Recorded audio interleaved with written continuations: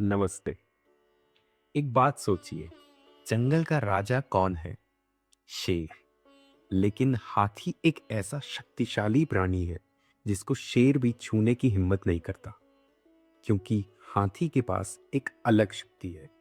ना कोई दुश्मन, ना किसी से टक। वो सिर्फ जीता नहीं है, बल्कि बाकियों को जीने भी देता है। और यही हाथी है लक्ष्मी जी का प्रतीक। हाथी जो पानी के पास रहता है, और जहां पानी है वहां जीवन है, जहां जीवन है वहां समृद्धि है।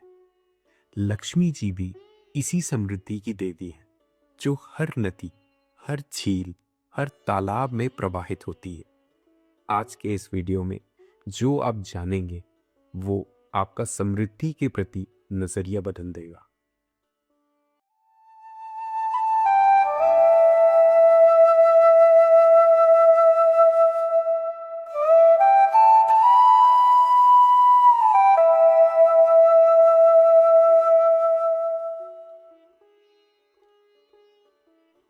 लक्ष्मी जी हमेशा पानी के साथ दिखाई देती है। क्यों? क्योंकि पानी रोका नहीं जा सकता, वो बहना चाहता है। जहां वो रुकता है वहां बदबू आने लगती है। और वेल्थ भी ऐसी ही है। जब तक वो सर्कुलेट होती है तब तक वो और वेल्थ बनाती है। जब हम उसे रोक लेते हैं तब उसका मूल कम होने लगता है। इसको समझने के लिए हमें लक्ष्मी नाम को समझना पड़ेगा। लक्ष्मी नाम आया है संस्कृत के शब्द लक्ष्य से, जिसका मतलब होता है देखना, लक्ष्य बनाना। और लक्ष्मी वो शक्ति है जो हमें लक्ष्य तक पहुंचने की राह दिखाती है। यही वजह है कि लक्ष्मी के अनेक रूप हैं, जैसे विद्या लक्ष्मी जो ज्ञान देती है, धन्य लक्ष्मी जो भोजन देती है, धन लक्ष्मी जो संपत्ति देती है। हर रूप एक ही बात सिखाता है, संपत्ति सिर्फ पाने के लिए नहीं होती, जीवन को चलाने के लिए होती है। हम अक्सर लक्ष्मी को सोना, गहने, पैसा समझ लेते हैं, लेकिन असल में लक्ष्मी है जीवन शक्ति।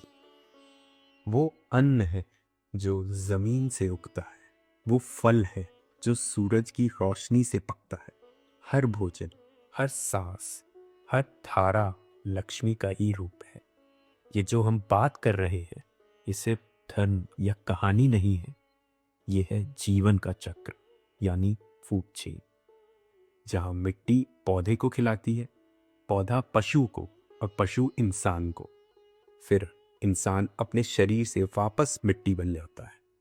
ये चक्र है लक्ष्मी, ये चक्र है समृद्धि। और जब हम जमीन से ज्यादा लेते हैं, जब हम वेस्ट करते हैं, जब हम देना भूल जाते हैं, तब ये चक्र टूट जाता है। और तब लक्ष्मी अपना घर छोड़ देती है, जिससे जमीन सूख जाती है और इंसान के मन से सुख चला जाता है। लक्ष्मी कहते हैं, मुझे रोक कर मत रखो, मुझे बांट दो, मुझे बहने दो। लक्ष्मी का जन्म भी किसी शांत आकाश से नहीं हुआ था।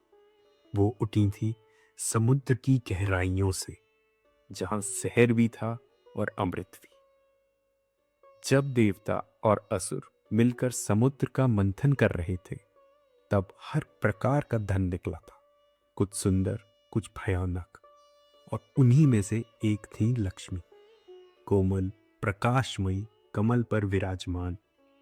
पर उनके साथ अलक्ष्मी भी आई, जो कि लक्ष्मी की बड़ी बहन थी। इसके बारे में हमने पिछले वीडियो में बात की थी, लिंक डिस्क्रिप्शन में मिल जाएगा आपको नीचे। लक्ष्मी जी ने दोनों को देखा, दोनों मतलब असुर और देवता। वो चाहती तो असुर के पास भी जा सकती थी, जो हमेशा ज्यादा चाहते थे, भूख, महत्वाकांक्षा और भंडार भरने की इच्छा। और चाहती तो देवताओं के पास भी जा सकती थी, जो नियम और संयम में विश्वास रखते थे, जो बांटना जानते थे। पर वो रुकती है, दोनों को देखती है, हल्का सा मुस्कुराती है और विष्णु जी को चुनती है, जो ना सिर्फ लेते हैं ना सिर्फ देते हैं बल्कि संतुलन बनाए रखते हैं। इंद्र के पास राज था, ब्रह्मा जी के पास सृष्टि, शिव जी के पास तपस्या, पर विष्णु जी के पास था संतुलन। वो न भोग से भागते हैं न त्याग में उलझते हैं। वो समझते हैं धन को संभालने के लिए नियम और करना दोनों चाहिए। जब धन रुक जाता है तब अहंकार बढ़ता है, जब वो बहता है तब जीवन बढ़ता है। विष्णु जी इसी फ्लो को संभालते हैं, इसीलिए उन्हें सृष्टिकर्ता कहते हैं, जो स्थिर भी रखे और चलाता भी रहे। उनका सोया हुआ रूप भी जागरूक विश्राम है, यानी अलर्ट स्टिलनेस। क्योंकि लक्ष्मी को संभालने के लिए नींद नहीं, सचेतना चाहिए। हर समाज, हर घर, हर इंसान अपना एक नया समुद्र मंथन करता है। हम अपनी इच्छाओं के समुद्र को मथते हैं ताकि संपत्ति मिले, पर लक्ष्मी सिर्फ उन्हीं के पास टिकती है जो इच्छा और नियम दोनों का संतुलन समझते हैं। सोचिए, जब विष्णु जी गोपाल बनते हैं तो वो केवल गाय पालक नहीं, वो प्रकृति के रक्षक है। सबको भोजन मिले, सबको सहारा मिले, यही उनका धर्म है। धरती जो भूदेवी है, लक्ष्मी का ही रूप है। विष्णु कहते हैं मैं तुझे संभालता हूँ, लक्ष्मी कहती है मैं तुझ में विराजमान हूँ। दोनों साथ मिलकर कहते हैं धन में अर्थ हो और समृद्धि में शांति हो।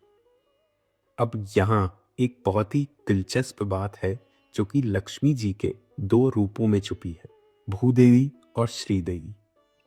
भूदेवी यानी धरती की लक्ष्मी, वो जो हमारे चारों तरफ है, खेतों में, पानी में, पेड़ों में, गाय के दूध में, मिट्टी की सुगंध में।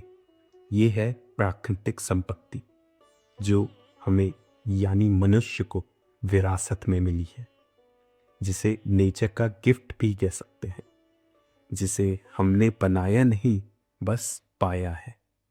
और दूसरा रूप है श्रीदेवी, जो मनुष्य ने बनाया। कविता, संगीत, मंदिर, ज्ञान, कला, ये सब भी लक्ष्मी के ही रूप है। इसे कहते हैं सांस्कृतिक संपत्ति, जो हमने बनाई है। जहाँ प्रकृति से शक्ति मिलती है, वहीं संस्कृति उस शक्ति को अर्थ और मर्यादा देती है। सोचिए, अगर भूदेवी ना हो तो श्रीदेवी कैसे रहेंगी?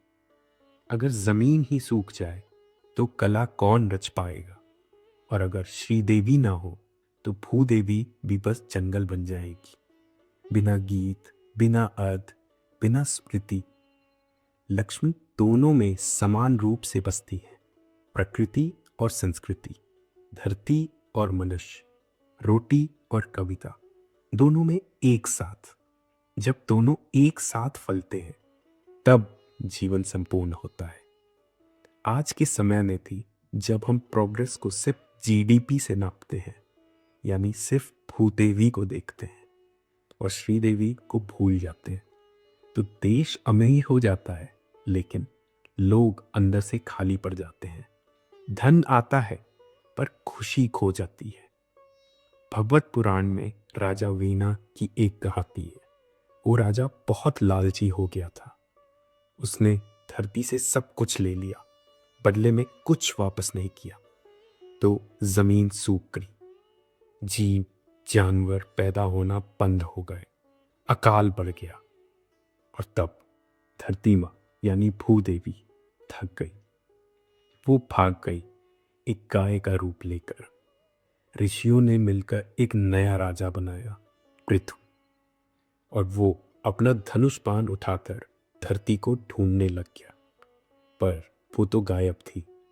वो धरती के पीछे दौड़ा और जब पकड़ लिया तो उसने कहा कि अगर वो मदद नहीं करेंगी तो दुनिया खत्म हो जाएगी। और धरती बोली, तुम्हारे पूर्वज ने मुझसे सिर्फ लिया, कभी कुछ नहीं दिया, मैं तुम पर क्यों विश्वास करूं? तब पृथु ने कसम खाई, मैं तुम्हारा रक्षक बनूंगा, शोषक नहीं। मैं इंसाफ से बांटूंगा। अगर मैं धर्म तोड़ूं तो धर्म मुझे तोड़ दे। तब धरती मान गई और तब से उसका नाम पड़ा पृथ्वी, उस राजा के नाम पर जिसने समझा समृद्धि सिर्फ अधिकार नहीं, जिम्मेदारी भी है।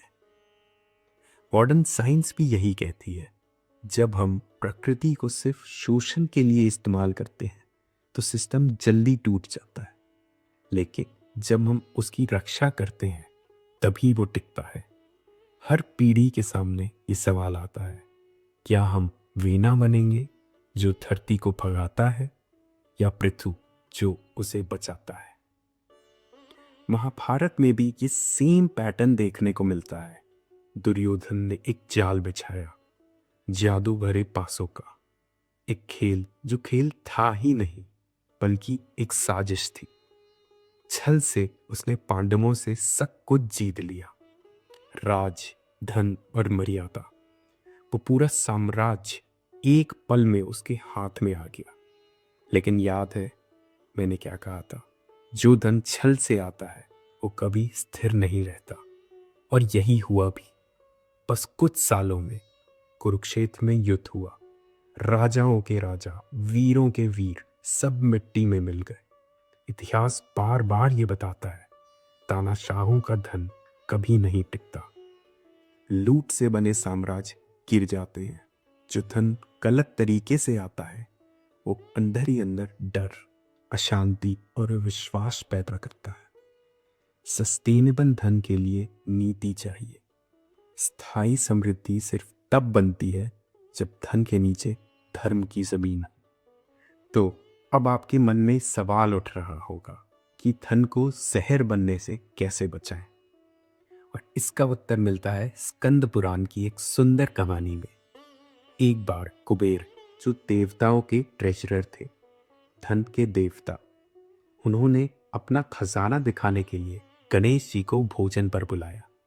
भोज शुरू हुआ, गणेश जी खाने लगे और खाते ही गए। महलों का सारा खाना खत्म हो गया, पर गणेश जी का पेट अभी भी खाली था। कुबेर घबरा गए। वो भागते हुए शिव जी के पास गए। प्रभु, मैं क्या करूं?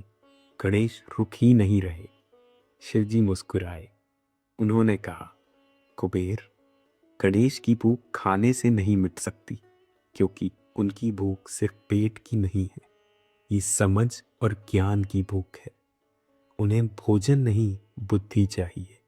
उन्हें सिर्फ खिलाओ मत, उन्हें समझाओ। कुबेर वापस आए, इस बार बिना अहंकार के, सिर्फ भक्ति के साथ। उन्होंने एक मुट्ठी चावल गणेश को अर्पित किया। गणेश जी मुस्कुराए और शांत हो गए। तो इससे क्या सीखने को मिलता है? जब भूख अहंकार से चलती है तो वो अनंत हो जाती है। चाहे कितना भी मिल जाए, कभी काफी नहीं लगता। लेकिन जब आप अंदर से पूरे होते हो, जब आपको पता होता है कि काफी क्या है, तो एक मुट्ठी भी समृद्धि बन जाती है। संपत्ति का असली सुरक्षण त्याग में नहीं, समझ में है कि कितना काफी है। तो असल में लक्ष्मी हमें क्या सिखाती है? धन कोई मंजिल नहीं है, ये कोई ऐसी चीज नहीं है जिसे पाके बस बैठे रहे और उसे बचाते रहे। धन एक प्रवाह है, जैसे पानी, सांस, जैसे जीवन खुद। हाथी पानी जमा नहीं करता, जितना चाहिए उतना पीता है और आगे बढ़ जाता है, क्योंकि उसे समझ है ये सब साइकिल का हिस्सा है। मौसम बदलते हैं, कभी समृद्धि होती है, कभी कमी। धन मुक्ति भी तभी दे सकता है जब हम उस वादे को याद रखें जो हमने धरती से किया था, कि हम रक्षक बनेंगे, ना कि शोषक। लक्ष्मी को लक्ष्मी इसीलिए कहा गया है क्योंकि वो सिर्फ धन नहीं दिखाती, वो दिशा दिखाती है। वो खुद अंत नहीं है, वो मार्गदर्शक है। और जिस रास्ते पर वो ले जाती है, वो और अधिक धन का रास्ता नहीं होता, वो रास्ता होता है संतुलन का, उस पहचान का जब हम कह सके, मेरे पास काफी है। ये है लक्ष्मी का वरदान, वो आजादी जो और ज्यादा में नहीं बल्कि इतना काफी है वे छुपी होती है। अगर इस कहानी में आपका नजरिया धन को लेकर थोड़ा सा भी बदला हो तो कमेंट्स में जरूर बताएं। और ऐसी ही पुरानी कहानियों में छुपे नए अर्थ के लिए सब्सक्राइब करना ना भूलें। धन्यवाद।